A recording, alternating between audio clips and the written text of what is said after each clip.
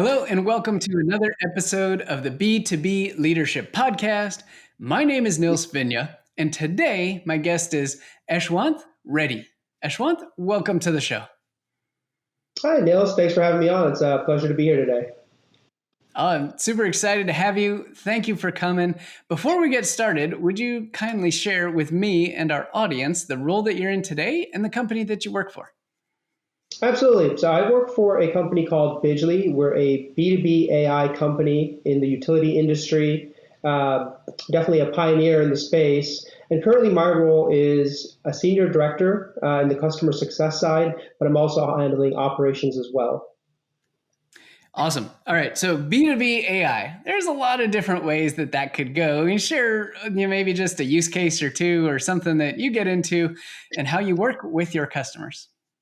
Absolutely. So, most folks don't typically think about their utilities unless there's, something of a high bill or, they've got a problem. But we want to improve that interaction, right? So we work with utilities, whether that's electric, gas, or even water companies now across the globe. And we typically focus on, two different areas. Obviously, with everything going on in the world, energy efficiency and, decarbonization, all of that is, a pretty important element at top of mind for many folks across the world. And that's an area that we're trying to help both utilities and customers in. And then the other piece is, again, most customers don't think about their utilities. So we definitely want to improve that experience, right? Improve that customer journey, their customer satisfaction in how they interact with and how happy they are with their utility companies. So that's kind of the two key areas that we're focused in, but definitely both areas that we're, happy to help our utility customers and through them, their end customers like you and me have a better experience. Okay, so yeah, that the end user, like thinking about how I might interact with my utility company or utility. So are we talking about information about my usage, or are we talking about just how I access my account, pay my bill, like basic stuff like that? Yeah, great question. No, absolutely. So it's actually the former. So it's your usage information. And again, this is where that AI component comes in. We have patented algorithms where we're able to take that, smart meter information and able to provide very, very personalized recommendations. So it's, hey, Nils, last month we saw your, heating went up by 20%. And we can give you targeted recommendations to say, hey, here's what you could have done to, help reduce some of that, high heating usage. So it's definitely very personalized and not just, kind of a generic recommendations. Yeah. About all I get today is generic, and it's not even in the form of recommendations. So I welcome the time when you work with the utility companies here in Phoenix, Arizona. So appreciate it. I look forward to that. Me too. All right. So let's shift gears a little bit and let's go back in time. And why don't you tell us a little bit about how you got into your very first leadership position? Absolutely. So, I come from a consulting background, and in that essence, I've been leading teams and projects for quite a long time. But let me focus more on Bidgely. So I would say that, even coming to Bidgely in the startup world, which was a big goal of mine, working at a SaaS company and sort of all that excitement and change that comes with, any high growth startup, I had joined as a customer success manager. And the first leadership role I took on is as a director in the customer success team. So, yeah, anytime you get moved up to a leadership position, I don't think it's, any one factor, right? It's a confluence of factors, but I think the biggest one you can always point to is trust, right? Anytime you become a leader, that really is validation that, your leaders or, my bosses, for example, right, have a certain level of trust in me that they know by putting me in this position, right, as a director, right, managing other CSMs, managing, the customers and sort of that, portfolio of ACV and ARR, that they don't have to worry about anything going wrong, right? That you will have the experience and the skill set to be able to deliver on whether it's, tactical goals at a customer level or strategic goals at, say, kind of the organizational level, that you have that ability. So I would say trust was a big piece of it. And of course that comes through, execution and, your track record. Okay, that's a really interesting point, and I agree 100% that trust is absolutely key. And the trust being specific to the fact that they're not going to have to worry about the execution of what you are going to do. So could you share a little bit about how you built that trust? You started as an IC, as a CSM, and then you built that level of trust where you became the person to take over the department role and lead the rest of the team that you were previously a peer of. So how did you go about building that level of trust to where you became the individual who was promoted into the director position?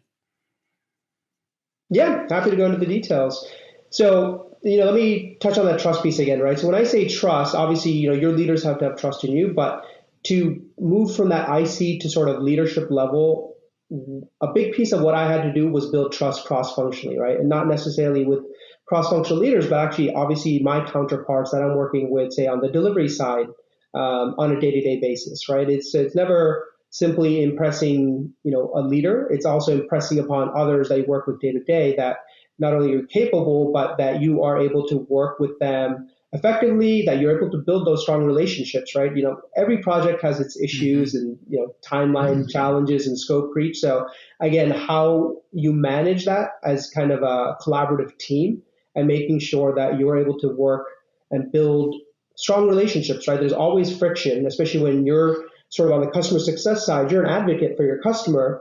And of course, on the delivery side, you've got sort of those internal and technical challenges, and you've got multiple, projects that you're trying to deliver on. So I think having that, empathy and understanding that obviously to you, it's a one-to-one relationship of, hey, I need this for my customer. But obviously on sort of the delivery side, it's a one-to-many relationship of, well, you're one CSM asking for this, and then they've got, multiple CSMs asking for this and this. So I think having that empathy and building a good relationship and knowing that, yes, you need something, but obviously there's, other factors at play. So I would say that's a big piece. Building the relationships, even at a peer level, cross-functionally, is extremely important. And then, of course, end of the day, it is that execution and delivery. So I think I'll take an example of a high value customer, high priority, a lot of leadership, like executive visibility, that had some challenges, and I was put onto that customer as the new CSM, right? So, there were challenges with sort of managing that customer with the old CSM. So they transferred it over to me sort of to kind of turn around the account. And I was able to, within, I'd say, 2 weeks actually, identify sort of a major issue that no one had realized on the customer side or our side, and was able to turn that around. I mean, this did require sort of, this was pre-COVID, end of 2019, early 2020, going to the customer site and having sort of a post-mortem and all of that. But the thing was that I was able to identify the issue, even being a new CSM, right? Sort of, I think one of my superpowers, if I have any at all, Nils, is asking why. So I think simply just asking the right questions to identify, what could be the root cause of an issue, was able to kind of find this one major problem that somehow had escaped, the customer's attention, our attention, the previous CSMs. So again, I think that went a long way to sort of establishing my credibility that, one, not only am I detail oriented, but I was able to then manage the customer's expectations, right? Turn it around. And even though obviously they were upset about the situation, which is understandable, that we were able to correct it in a quick enough manner. And then we, from a relationship aspect, we flew to the customer's, location. We're able to meet with them and do a whole post-mortem and, show them, hey, you are a valued customer and that we took this seriously. We've addressed it and we're doing X, Y, and Z, kind of best practices in place, make sure that this doesn't happen again. Wow. I want to dig into the superpower of asking why in just a little bit, but first, got to unpack the cross-functional piece. And you mentioned how important it is to be able to work effectively across the organization, especially as at an individual contributor level, but even at a leadership level, it's virtually the same thing. So I'm wondering, you mentioned empathy and understanding, but when it comes to the boots on the ground and actually in the conversations with people who sometimes are in departments and teams who have completely different goals than you do. And you are trying to get their buy-in or get their support to do something for the customer, which is what you're responsible for. And it collides somewhat or completely with what they're responsible for. How do you reconcile that situation? And how do you approach this from a mindset and a tactics perspective? Yeah, no, that's a great question. It's funny. It's one of the questions I also ask when I interview for new CSMs, and because I think it is so critical. So I'm glad you asked that. And the answer is right. It's always contextual. It depends. It's never a great place to be in, but I think it's one that every CSM, every company will face, whether it's through resource or technical constraints, right? Um, I think the biggest thing is this is where kind of some of the best practices come in. Beyond, like you said, the relationship and the empathy. Obviously, I think having an internal check-in for every project, I'm sure, is a pretty standard practice. You can try to address it there, but again, to your point, right? They're like, well, I've got X, Y, and Z priority, right? You're further on the list. So I think it is also truly understanding from a customer segmentation perspective, right? Obviously, we all want to treat every single one of our customers, right, as number one and a priority, and they are. But obviously, end of the day, if there is a limit on what you're capable of delivering, you then have to prioritize. So I think keeping in mind not just sort of the boots on the ground, like you said, right? This CSM needs this, or this account executive, account manager is just like, hey, this is my number one customer. Please, get this out there ASAP. Very understandable, but I think knowing your customer segmentation and then setting the expectations is important. So if the answer truly is, my hands are tied and, we've got the next sprint cycle before we can deliver something, I think then it's asking the right questions to make sure that is the only option, right? Is there a workaround or are there other priorities that can be shifted? If the answer is no, then I think you have to accept that, you've done what you can, you have advocated for the customer, and then it's of course going back to the customer and then either resetting their expectations or potentially, offering something else that would help them, whether as a workaround or just some other thing that they've been wanting that you're able to move that up, right? So just trying to Yeah. give them something, right? Again, it's always a give and take, but this is also where even if you're not able to give them anything, Nils, it's where you're building that strong relationship early on, right? There's always that kind of relationship capital that you build up. So again, they might be a little unhappy with you, but hopefully, again, it's a temporary thing until you do deliver on what they want. Yeah, great points there. All right, so now that in action with this high visibility customer that had some issues, and you said within a couple of weeks you were able to identify a major issue and a major problem. Um, I'm curious, and this is where you get into your superpower of being able to ask why. So tell us a little bit more about what asking why means to you, and maybe a little bit of background to where this came from. Yeah, I think, and it sort of ties in with, I'm a very detail oriented guy. And I would also say I'm a bit of a perfectionist. And again, that can be a great thing. That can also be a detriment, again, depending on how it's used and when it's used. So, I've certainly gotten the feedback of, especially at a startup, right? You're moving quick, you're growing quickly. It can't always be perfect, right? So you have to get it to a point where it's good enough, where again, the quality is there, but again, it doesn't need to be perfect. And funny little sidebar, I actually read a study that for startups, over delivering was actually not any like benefit to the company, right? By over delivering, you didn't gain anything from the customer compared to just delivering on what you promised. So again, perfectionism can sometimes be the enemy. Now, to kind of get back to that, so I've always been an extremely detailed person. I come from an analytics background. Again, I come from consulting. So I think, as a consultant, you're just thrown into a situation, right? You could come from the utility industry, for example, or not, but you're expected to like learn quickly and be able to start executing quickly. So I think that's a big piece of why, again, to truly understand, right? I'll give you a very concrete example. I used to build dashboards, right? Reports and dashboards as a BI or business intelligence consultant. So a big piece, you just think, oh, okay, I get the requirements and I start building, and most of my time is spent on building a dashboard. But I would say that if you're doing it correctly, up to 50% of your time could be just understanding the requirements. Like you can say, I want X, Y, and Z, but then when I start digging in, right, I'm like, okay, what does that mean to you, right? And you're saying you want this outcome, but you kind of work backwards and you go, okay, why this outcome? And once you really start digging into the details, it's just constantly why. It's, how kids are always asking why, or it's sort of that same mentality. Just, get to that fifth level of why, and you'll truly get to like the heart of everything. So that's where it comes from for me. I think it's just sort of background and skill set that I grew up with, where I had to, for my role, ask a lot of whys, but then I think it helped me quite a bit. So if I asked all the questions up front, building a dashboard could take, even 30% of my time, right? And then, et cetera. So just asking the whys and truly understanding what you're trying to accomplish can save you a lot of headaches down the road. And I think that's kind of that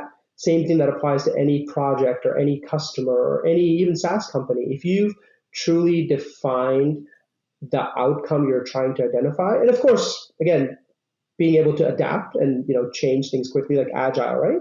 You can do that, but again, upfront, that is the key. Yeah. That's fantastic. And I can fully appreciate the consulting background, because I had some of that consulting background as well. And it is when I was hiring for CSMs when I was an operator, consulting background was one of the number one things that I always looked for, and it was because of that exact scenario. You're thrown into a situation, you have to gain context, you have to gain understanding, you have to build relationships, you have to identify requirements before you can ever deliver anything. And I think sometimes in the wonderful world of CS, and even in the wonderful world of leadership, there's a pressure that we feel to just deliver an answer. It's like, I need a dashboard. Here it is. No, that's not right. Let's take a pause and let's ask some questions. Ask why. And you'll always get a much more meaningful outcome, just like you described in that situation. So that's really wonderful. Defining the outcome, and inside of a startup in particular, and virtually any company, but there's a pace at which work happens, right? Yes. In a startup, it might be really fast. Another company might be a little bit slower. But in the grand scheme, every company has a pace at which things happen. So what is it about, the environment that you've been in? You've seen the consulting side inside of a large organization. You've seen now this customer success side. What does it really take? I'm curious, what does it really take to define the outcome in advance before you just jump into doing the work? I think that's a good question. Absolutely, startups, especially kind of a high growth SaaS company, is different than consulting. In terms of the difference, I think, with typical, and again, let me relate this more to, say, IT consulting rather than management consulting, right? I think it's a bit more in line with how Bidgely's process works. So, you take any large kind of implementation, right? You've got this large sort of waterfall method, and you've got a long period of time where, even if you change requirements, from a consulting method, it's just, okay, we've changed requirements and we will take longer to launch. That isn't going to be very successful in a SaaS model, right?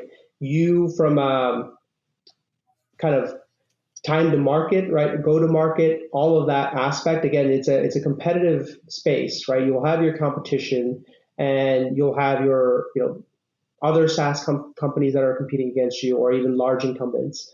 So you have to have a better scope defined up front. But again, if it isn't perfect, the thing is that it's more important that you're able to be agile and adapt quickly. So I think, from an outcome perspective, what I look for, again, when I say thought leadership, right? That's something that, people like to throw that word around, and it can mean a lot of different things. You can be a thought leader in coming up with completely new ideas. You can be a thought leader from my perspective as a CSM, it's connecting the dots, like truly understanding what your customer wants and being able to think ahead of, my product does X, Y, and Z. I can see this based on discussions that even though our product will meet 80% of their needs, here's sort of the roadmap that I know of our product, and here's sort of the pain points I can see that we're not going to be able to cover. So from an outcome perspective, it's, yes, let's keep moving this forward based on what we've agreed to, but truly, to me, a thought leader as a CSM is, you don't have to be innovative and et cetera. It's truly understanding your customer, right? That is the thought leadership of, here's their pain, here's what we're delivering, here's our roadmap, where's the gap, right? And this is, again, where you can help support sales. So that's my thing of, from a consulting, to summarize all that, it's okay if something wasn't fully thought out. You just simply push out the timelines. Now, is that great? No, but again, I've seen it happen time and time in consulting. I think with the startup, it's managing those expectations earlier, trying to catch those earlier. Now, of course, timelines can shift, but again, hopefully it's nothing like what I've seen in the consulting world, is that you're able to move things along much faster. Yeah, no, agree. And a really interesting distinction there of the term thought leader. And normally this is thrown out, and when you're talking about industry level stuff, that's, I mean, the vast majority of time, oh, Nils is a thought leader on this, Yaswanth is a thought leader on this, but it's kind of at a uber big picture level stuff. But what you're saying is actually it's 100% applicable to be a thought leader as an individual contributor working with a client as a CSM, for example, if you're able to connect the dots, if you're able to drive the customer forward and be prescriptive about how they can get more value out of your solution. Did I get that right?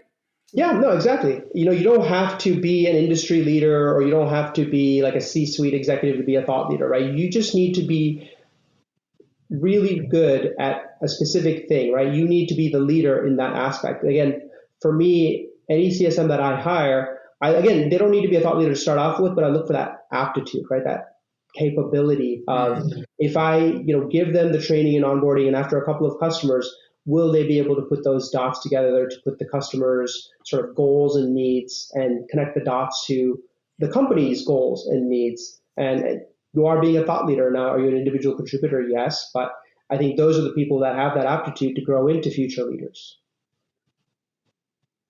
That's wonderful. And is that language that you're actually using with your team? Like telling them that this is what a thought leader means. This is the expectation that we all have of moving towards when you connect the dots and when you lead your customer this way? Or is this things that you think about just behind the scenes more? I don't think I've used the word thought leader directly with them, but what I've explained to you of kind of the meaning behind it and where I'd like to see them grow, absolutely. I mean, I think, it can't just be in my head. I have to share, again, how do I help you grow, but how, Right. What do you need to grow? What is that next level, right? So, anytime you're managing someone, you're not only managing kind of their work and performance, but also their future growth. So, like they say, if you want to move up, you need to kind of train your replacement. So that's my goal of, just because I was a good CSM, right, to be now a good manager of CSMs, how do I make sure that, what I did right, that they have either that ability already, or we can train and kind of coach them to that. Yeah. And I was just thinking of if I was a CSM on your team and my boss referred to me as either a thought leader or a potential thought leader, that would give me an awful lot of incentive to break it down in a way that was achievable for me, not looking at some of the industry people and saying, well, I'm so far away from what they're doing. There's no possible way I could ever be a thought leader. And then when you reframe that, I was like, wow, that's a really nice way to think about it. And something that's very achievable and attainable. And you're hiring for that already. So, they're predisposed. And that's what I was curious about, whether or not you're using it with them. I think it would be an incredibly empowering I think I should. I think I just got a good piece of advice, so I will apply that. No, I appreciate it. Absolutely. Sounds good. Okay, so I want to take just a little step back, and we talked about your background in consulting before. I want to talk about the transition, like kind of big career-wise steps that you've made, because I know, coming back to an IC CSM position was not, at the same level as you were at before. You had made a lot of strides in the consulting world. You'd run your own firm as well. So talk us through what the progression was like and what it actually was really like to take a step back in title in order to get into this world of customer success and then now get the promotion to director. Yeah, absolutely. It is a very large shift, both obviously from a role perspective, but also from a mental perspective, right? To your point, I had been running my own consulting company, been working with sort of, senior executives or even the C-suite. Again, this is more management type of consulting. So, shorter engagements, but again, high visibility, high impact. So going from sort of that 30,000 foot view, very strategic type of initiatives, and, you're brought in for very key projects, to sort of moving back to being an individual contributor. It was a difficult choice to make, but I think the way I've shaped my career, which again, as I've grown more experience, I've gotten better about being thoughtful of what comes next. But in general, at a high level, I used to think, every 5 years, am I still enjoying what I do, right?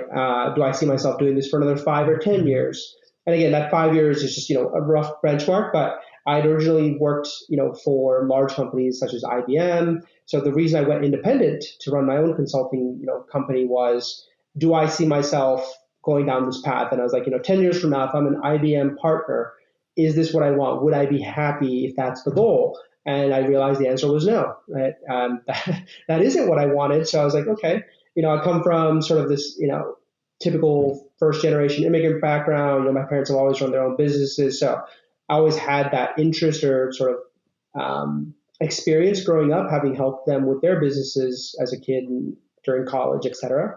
So I took that leap. I left a pretty comfortable job at IBM to go work for myself, and worked out well for me for about 5-6 years. And then I looked at, okay, do I want this for another 5 or 10 years of constantly, working with new customers, et cetera, et cetera. And I had actually consulted with a few startups. I used to live in Los Angeles at the time, and most of my customers or clients typically were Fortune 500, Fortune 100. I mean, just massive companies. And I worked kind of almost like pro bono, or kind of doing some advisory services for some founders and co-founders for some early stage, some even pre-funding startups in LA. And just, it was so different, but it was also infectious, I would say. It was so interesting being around these folks who are not only extremely creative, but extremely passionate, right? If you're going to be a startup founder, I've had some conversations with my CEO about this, and he's like, to be a CEO or a founder of a startup, you have to be a little bit crazy. And I think I have to agree with him, because just, the odds are stacked against you. It is a difficult and demanding journey that has no guaranteed outcome. So, but again, that takes that passion and interest. So I started working with them and really enjoyed it. And I said, you know what? Do I need to continue to be a consultant or consult for startups? Why don't I go work for a startup myself? And so that is what really turned me on to this of, I think this looks more interesting. This ties in with sort of my long-term interest of being my own boss, right? And again, that doesn't have to be in consulting. It could be having my own company or running my own startup. So that's where I took the plunge. And again, it, in this case, kind of worked out that it made the most sense to take this kind of individual contributor role at this company, Bidgely. And I actually, in a way, looking back, what was difficult, right? It is hard to sort of go from having a lot of autonomy and a lot of, I think, executive visibility, right? Again, it is like, you're working directly with some key senior leaders to sort of being managed again. And again, Bidgely, we don't micromanage. I don't. None of the other leaders do. So once you're trained and you're capable of running by yourself, we give you that freedom. And then I look to my CSMs to come to me for help. Mm-hmm. And of course, I touch base with them regularly. But again, once I know that they've sort of been ramped up enough and they've got it, I'm like, hey, I trust you. I believe in you. Just let me know where I can help. But I let them kind of run free. So, I mean, I had that freedom too, but certainly you are no longer necessarily the boss. So it's a hard shift, and it's one that I look at carefully of if someone wants to come in. And we typically do hire at an individual contributor level because of the complexity of our product, the uniqueness and the challenges of the utility industry. So I truly do say that I made the right choice, but of course it was a difficult choice, and it's not one for everybody. Yeah. So I will definitely say not everyone is capable of sort of going from either like a manager or kind of individual owner type level to being an IC. Yeah, that is, no, that's, and thank you for sharing, what's really like behind the scenes. There's so much there. One, in terms of just, there are a lot of different ways to progress your career, period. Right. And there's a lot of different industries, and there, the field of customer success is extremely hot right now. There's a lot of interest in people wanting to come in, but it usually requires taking a step back, because whatever you did before, maybe it translates similarly, or maybe the skill set like of consulting applies very well.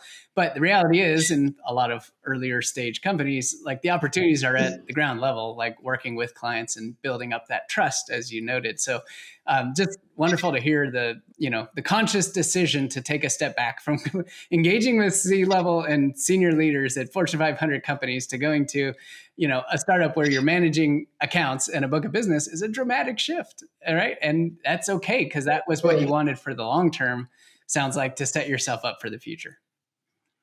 Yeah, it's an investment in myself. It's like, am I taking a step back? Absolutely. Is it a big career pivot? Absolutely. But I'll be honest, I've been at Bidgely for 2.5 years. I mean, the sheer amount of things I've learned, I joke that working at a startup is almost like dog years. Like Yes. every year is times At seven, least, right? So at just least.